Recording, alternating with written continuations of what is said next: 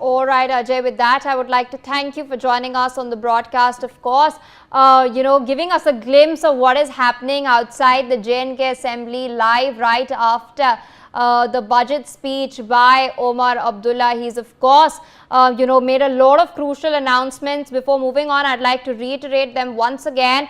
He's announced for 7 new solar projects to be completed, 200 units of free electricity for those who are highly poor, free bus rides for women in state transport buses, 25 new hostels, 285 new smart schools. He's proposed free ration for the poor, 10 kg per person. He's also stated that he wants to boost food security, especially by boosting, agriculture in the state. 815 crore rupees has been allocated for the same to generate 2.88 lakh jobs.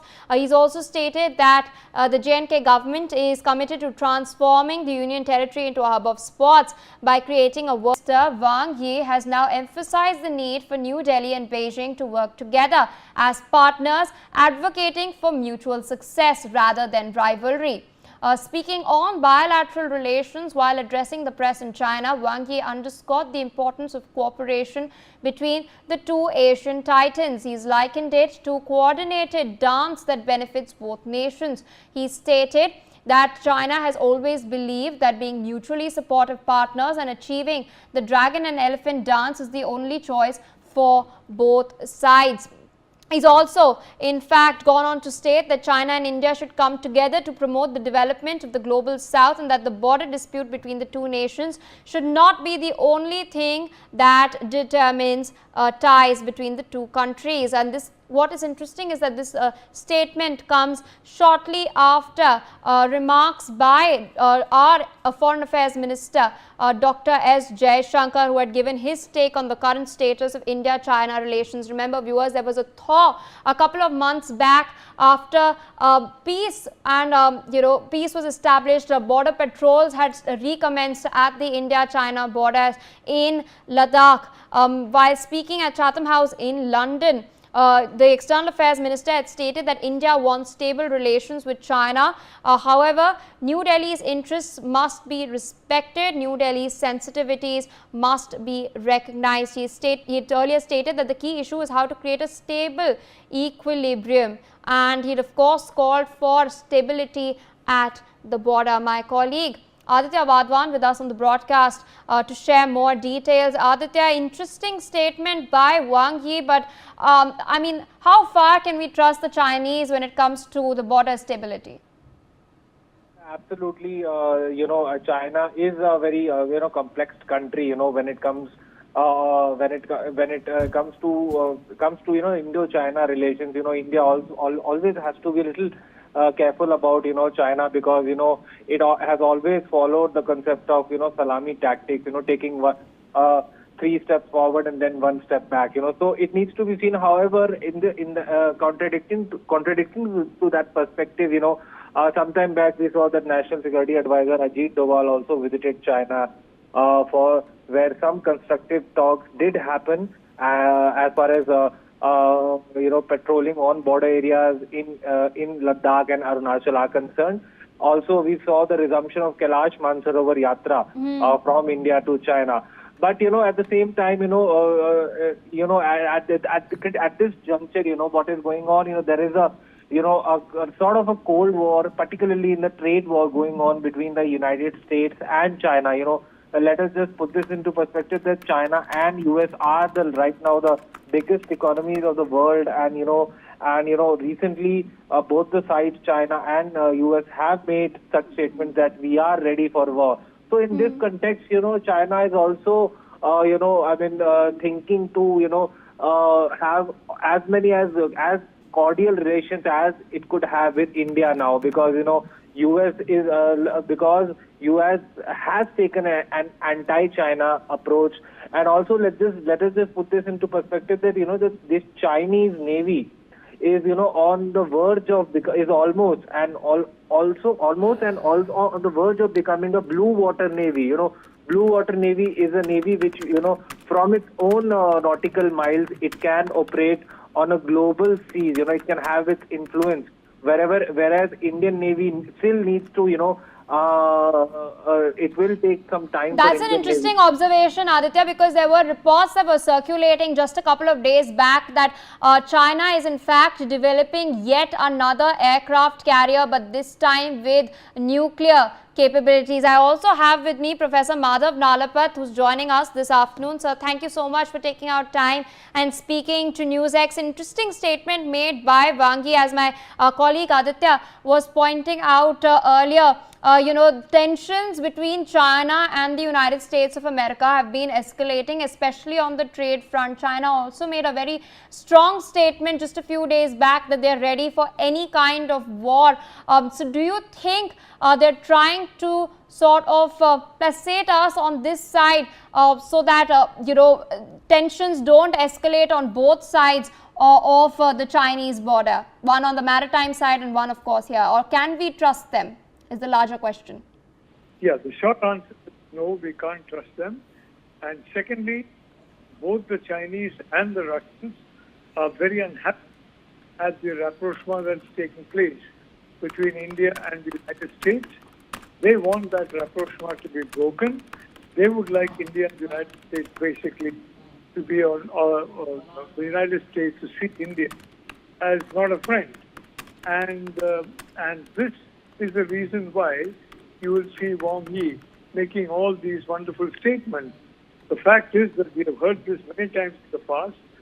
Even in recent years, they promised some gestures, do some unilateral gestures. Of course, they always expect us to act first, and sometimes we have acted first, and because Chinese have done nothing. On their side, they have done nothing, absolutely nothing. They haven't changed the status quo as they promised at all. And now when you're talking about patrolling, you're basically talking about patrolling on Indian territory. The Chinese are not making any concession on that territory. So the reality, the game of Wang Yi and Xi Jinping is to basically try and create a rift between India and the US.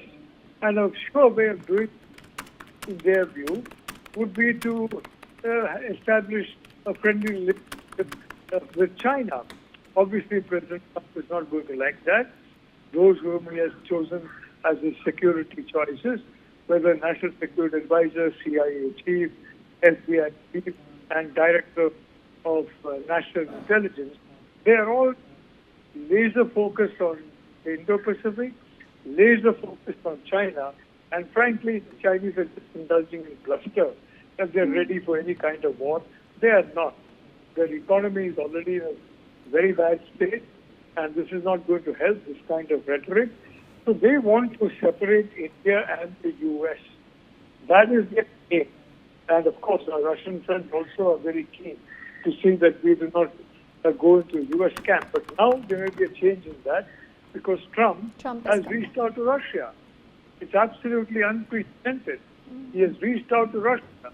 So I think our Russian friends now will themselves be, becoming more, if I may say so, friendly to it.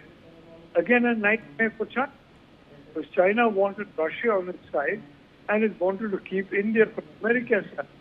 Russia and the United States are now in direct discussions. Trump is likely to soon meet with Putin. And this is a nightmare for Xi Jinping. At the same time, India and the US under Prime Minister Modi and President are becoming closer.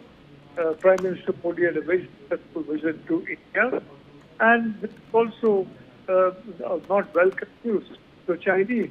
So suddenly, with both Russia and India separating from them when it comes to a possible kinetic conflict with the United States. India definitely is not going to be on their side, and India has got very strong naval, air, and land capability. So they want to basically, because of this situation with America, they want to basically make the people in India believe they're ready for peace. They're ready for not peace, but peace is. They're not ready to surrender any of the land that they have grabbed from India from the 1950s onwards. Indeed. And each time they asked for unilateral concession. Frankly, the Modi government understood that very early. And after one move from the Kailash heights, followed by zero action from the Chinese side, the Modi government avoided any unilateral concession and is taking a very, very firm line on defense on the India-China border. But the reality, the Chinese are not at all sincere on peace. They want peace dictated on their terms, and that is the point why the Wang Yi is making these conciliatory statements. I don't believe anybody in the present government is going to be taken in by them. And frankly, our correspondent was absolutely right. The core issue is India and the US must be separated. And the best way of separating them would be to make the Trump administration believe India will not be a reliable partner when it comes to a crisis situation with China. On the contrary, India will be. The Chinese want to try and see that India is not that. So now the Chinese are faced with a situation in which the Russians are drifting closer to US thanks to Trump, and we in India have been closer to US from 2015 onwards, and now we are establishing very strong relations. It could only a matter of time before the Quad becomes a formal security alliance and gets expanded. That's again a nightmare for China. So all in all, there's no question this is a game meant to fool India. Well, since the 1950s, we have been fooled many times, but this government is not going to be fooled. Thank you. All right, sir. Thank you so much for taking out time, speaking to us on NewsX, sharing your perspective, your insight as far as this development is concerned. We will be keeping our eyes on China and what are the Chinese government's next steps. Meanwhile, we're shifting our focus to further breaking updates. YouTuber Ranveer Allahbadia has reached the office of the crime branch in Guwahati, a police commissionerate in connection with a case related to the India's Got Latent show. Earlier, of course, YouTube Ashish Chanchlani, one of the accused of the case, had also in fact reached Guwahati crime branch and he appeared before them earlier. Now, of course, Ranveer Allahbadia has reached there as well. You can see those visuals on your screens, viewers. My colleague Nibir Deka with us on the broadcast to take our viewers through the latest. Nibir, what's happening on the ground? Ranveer Allahbadia has reached. He's appearing before the Guwahati crime branch. We all know that a case was filed against him in Assam as well. He's going to be interrogated very, very soon. What all might be asked?